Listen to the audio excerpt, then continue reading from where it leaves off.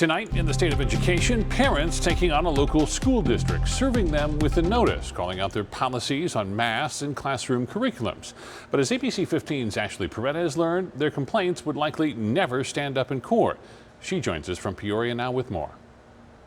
So I present these papers to you, President Sandoval and Dr. Reynolds, of a ton of parents that got together and signed these affidavits.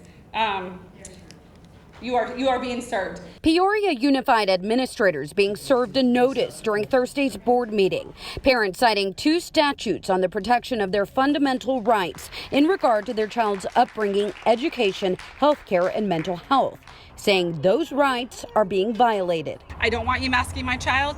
I don't want you vaccinating my child. You don't need to test my child, and you don't need to quarantine my child. Again, all of those are health and medical related. Parents across the valley banding together on this effort, saying they are giving notice to one district at a time. But a local education attorney saying their efforts won't go far. The only way to actually enforce a school to do something to stop something from happening, well, you could vote off the board members, change them. You can go to court, but not likely that that's going to resolve anything. Judges typically do not like to second guess school boards. The group also signing petitions trying to oust two Peoria board members. I'm a parent and I want our kids to have an education again where it's based off of academics and not teaching our kids about values and social emotional learning. Expressing concerns on whether elements of critical race theory will be disguised within the curriculum.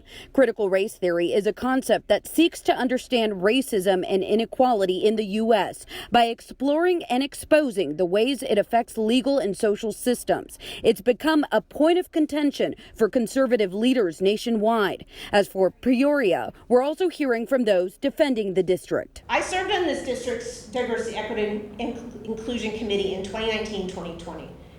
And I strongly believe that what you're doing, what this district is doing, is important. It needs to be continued. Peoria parents telling us it's more than just seeking legal action. They say it's making noise to be heard. They're just kids.